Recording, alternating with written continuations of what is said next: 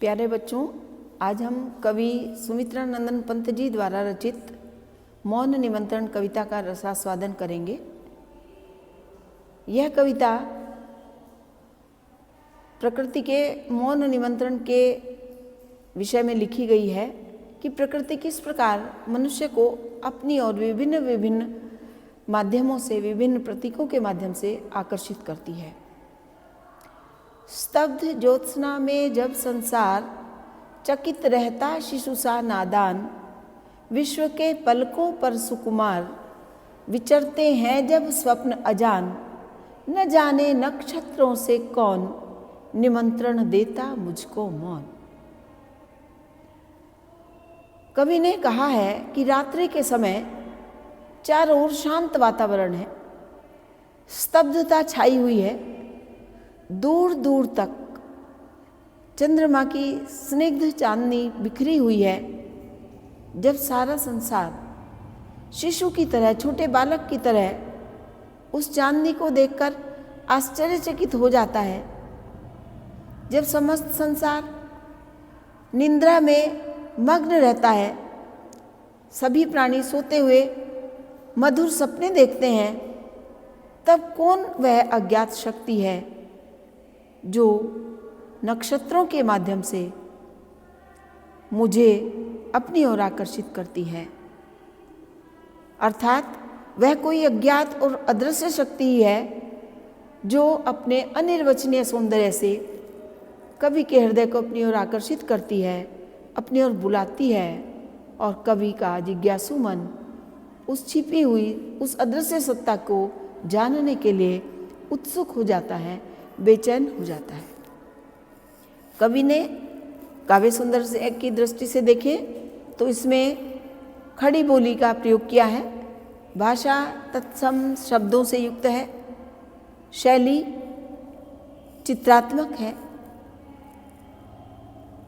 गेय पद है, छंद की दृष्टि से गाया जा सकता है इसको, और यहाँ श्रृंगार रस का प्रयोग किया गया है। चकित रहता शिशु सा नादान, इसमें कवि ने उपमा अलंकार का प्रयोग किया है। इसी का दूसरा पद देखते हैं, सघन मेघों का भीमाकाश गरजता है जब तम साकार, दीर्घ भरता समीर निश्वास प्रखर झरती जब पावस धार, न जाने तपक तड़ित में कौन मुझे इंगित करता तब मौन, न जाने नक्षत्रों से कौन निमंत्रण देता मुझको मौन।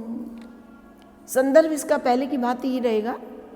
यहाँ कवि ने इसमें वर्षा ऋतु में आकाश में छाए हुए बादलों का, उनके बीच से चमकती हुई बिजली का और हवा के तेज झोंकों का वर्णन किया है। कवि कहता है, आकाश में जब दूर दूर तक घने काले बादल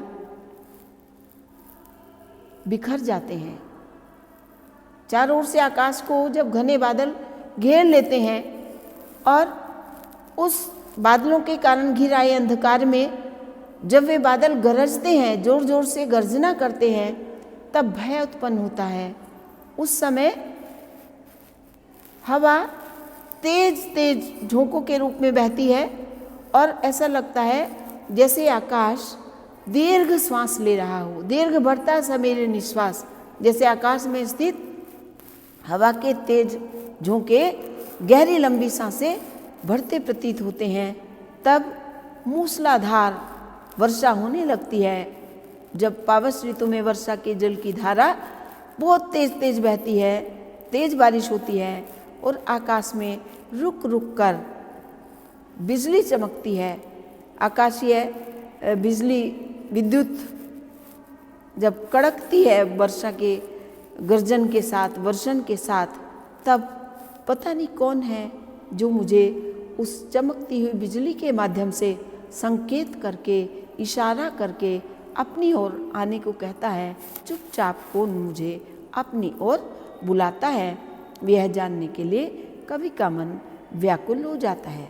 कवि ने काव्य सौंदर्य की दृष्टि से इसमें प्राकृतिक वातावरण का वर्णन किया है, वर्षा ऋतु के मेघाच्छादित आकाश का सुंदर वर्णन किया है। भाषा तत्सम खड़ी बोली, तत्सम शब्दों से युक्त खड़ी बोली है। शैली गेय पद है और रस श्रृंगार रस है। चित्रात्मक शैली भी यहाँ कह सकते हैं हम। तपक तड़ित में अनुप्रास अलंकार है, तमसाकार में यमक अलंकार है, सबंग पद यमक अलंकार है, संपूर्ण पद में मानवीकरण अलंकार का प्रयोग किया गया है। तीसरा पद इसी का देखते हैं। देख वसुधा का यौवन भार, गूंज उठता है जब मधुमास, विधुर उर के से मृदुद्गार, कुसुम जब खुल पड़ते सो छास, न जाने सौरभ के मिस कौन, संदेशा मुझे देखता मन। कवि ने इस पद में बसंत ऋतु में पृथ्वी की सुंदरता का वर्णन किया है कि मधुमास में अर्थात बसंत ऋतु में पृथ्वी कैसी हो जाती है। पृथ्वी वसुधा माने धरती, पृथ्वी फूलों के भार से, यौवन के भार से मदमस्त हो जाती है। यानी वसंत ऋतु में पृथ्वी का सौंदर्य अपने पूर्ण यौवन पर होता है। उस स्थिति में पृथ्वी नायिका है और बसंत को यहाँ कवि ने नायक के रूप में वर्णन किया है। कवि कहता है जब पृथ्वी अपने यौवन से युक्त होती है तो बसंत रूपी भ्रमर उसके चारों ओर गुंजार करने लगता है और बसंत ऋतु के आगमन के होते ही प्रकृति हरी भरी पुष्पित पल्लवित हो जाती है। ऐसा लगता है वो अपने नायक बसंत का स्वागत करने के लिए उत्सुक है। कोयल मधुर स्वर में गीत गाने लगती है तो कोयल के बोल, कोयल की मधुर कूक ऐसी प्रतीत होती है।